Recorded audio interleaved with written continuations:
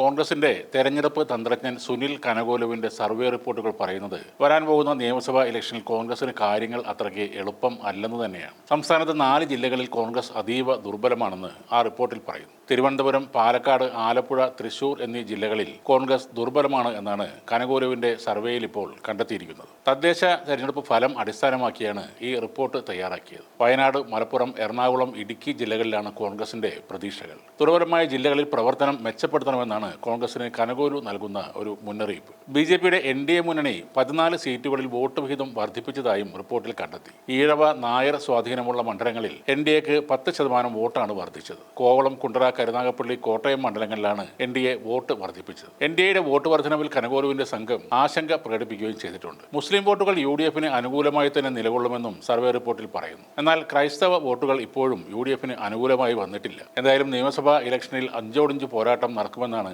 കനകോലു പറയുന്നത്. ഇരു മുന്നണികളും 40% വീതം വോട്ട് നേടുമെന്നാണ് കണക്കുകൾ. എൻ.ഡി.എ 15% വോട്ട് നേടുമെന്നും കനകോലു സർവേ റിപ്പോർട്ടിൽ പറയുന്നു. ഈ റിപ്പോർട്ടിൽ പ്രതികരണം അറിയിച്ചുകൊണ്ട് വി.കെ. ശ്രീകണ്ഠൻ എം.പി രംഗത്ത് വന്നു. നിയമസഭാ ഇലക്ഷനിൽ പാലക്കാട് വലിയ മുന്നേറ്റം യു.ഡി.എഫിന് അനുകൂലമായി ഉണ്ടാകുമെന്നും അതിൽ കോൺഗ്രസ് നിർണായക പങ്ക് വഹിക്കുമെന്നും ശ്രീകണ്ഠൻ പറയുന്നു. എം.പിമാർ മത്സരിക്കുന്ന കാര്യത്തിൽ എ.ഐ.സി.സി തീരുമാനമെടുക്കുമെന്നും പാലക്കാട് മണ്ഡലം നിലനിർത്താൻ കഴിയുന്ന ഊർജ്ജസ്വലനായ ഒരു സ്ഥാനാർത്ഥി തന്നെ അവിടെ വരുമെന്നും അദ്ദേഹം പറഞ്ഞു. ഗുജറാത്ത് ആസ്ഥാനമായുള്ള PR കമ്പനിയും സുനിൽ കനകോലുവിന്റെ നേതൃത്വത്തിലുള്ള സംഘവും നടത്തിയ 2 വ്യത്യസ്ത സർവേകളിലും സമാനമായ സൂചനകളാണ് ലഭിച്ചിരിക്കുന്നത്. LDF MLA-മാർക്ക് ജനപിന്തുണ കുറഞ്ഞിട്ടില്ലെന്നും രാഷ്ട്രീയ സാഹചര്യം LDFിന് അനുകൂലം ആണെന്നുമാണ് ഈ സർവേകളിൽ നിന്ന് ലഭിക്കുന്ന മുന്നറിയിപ്പ്. കഴിഞ്ഞ തദ്ദേശ തെരഞ്ഞെടുപ്പിൽ പ്രതിഫലിച്ചത് സർക്കാരിനെതിരെയുള്ള വികാരമല്ലെന്ന് സർവേ റിപ്പോർട്ട് ചൂണ്ടിക്കാട്ടുന്നു. അത് പ്രാദേശിക ഭരണകൂടങ്ങളോടുള്ള എതിർപ്പ് മാത്രമായിരുന്നു. സംസ്ഥാന തലത്തിൽ ഭരണവിരുദ്ധ വികാരം ആളിക്കത്തിക്കുന്നതിലും സർക്കാരിനെതിരെ ജനവികാരം വളർത്തുന്നതിലും കോൺഗ്രസ് ഉൾപ്പെടെയുള്ള പ്രതിപക്ഷം പരാജയപ്പെട്ടു എന്നാണ് ഈ ഏജൻസികളുടെ വിലയിരുത്തൽ. സർവേ ഫലങ്ങൾ പ്രതികൂലമായതോടെ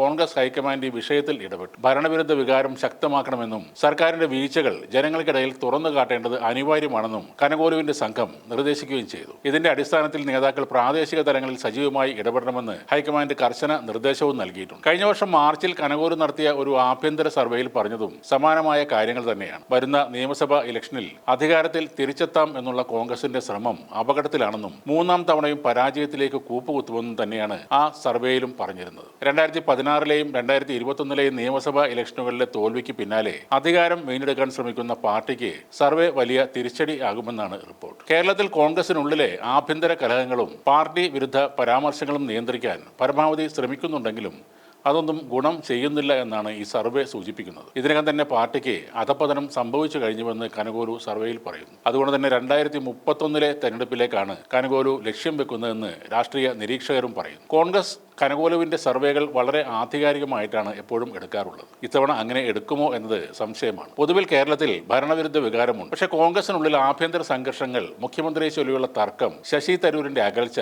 രാഹുൽ മാങ്കൂട്ടത്തിലിന്റെ പെണ്ണുകേസുകൾ എന്നിങ്ങനെ ഐക്യം തകർക്കുന്ന ഒരുപാട് കാരണങ്ങളുമുണ്ട്. പാർട്ടി പുറത്താക്കിയിട്ടും രാഹുൽ മാങ്കൂട്ടത്തിനു വേണ്ടി ജയ് വിളിക്കുന്ന അണികൾ സ്ത്രീ വോട്ടർമാരെ വെല്ലുവിളിക്കുകയാണ് ചെയ്യുന്നത്. ഒരു MLA ഇത്രക്ക് അധപ്പതിച്ചിട്ടും അതെല്ലാം ഇരകളുടെ കുറ്റമായി വ്യാഖ്യാനിക്കുകയാണ് കോൺഗ്രസും ലീഗും. കോൺഗ്രസ് അധികാരത്തിൽ വരണമെങ്കിൽ ആദ്യം വേണ്ടത് സംഘടനാ സംവിധാനം മെച്ചപ്പെടുത്തുക എന്നുള്ളതാണ്. അത് ഒരു കാലത്തും ഉണ്ടാകാൻ സാധ്യതയില്ലാത്തൊരു കാര്യമാണ്. പ്രതിപക്ഷ നേതാവ് സതീശൻ നടത്തുന്ന പുതിയുഗ യാത്ര കുറെ വൈകിപ്പോയിരിക്കുന്നു. ഇലക്ഷനുകളിൽ കോൺഗ്രസിന് പലപ്പോഴും മുഖം രക്ഷിക്കാൻ കഴിയുന്നത് ലീഗ് എന്ന പാർട്ടി കൂടെയുള്ളത് കൊണ്ടാണ്. അവർ മലബാറിൽ നേടിയെടുക്കുന്ന സീറ്റുകൾ തന്നെയാണ് UDFന് രക്ഷയാകുന്നത്. ആ പഴയ ശക്തി ലീഗിന് ഇത്തവണ കാണിക്കാനായില്ലെങ്കിൽ UDF 50 സീറ്റിലേക്ക് പോലും എത്തില്ലെന്നാണ് കണക്ക് കൂട്ടുന്നത്.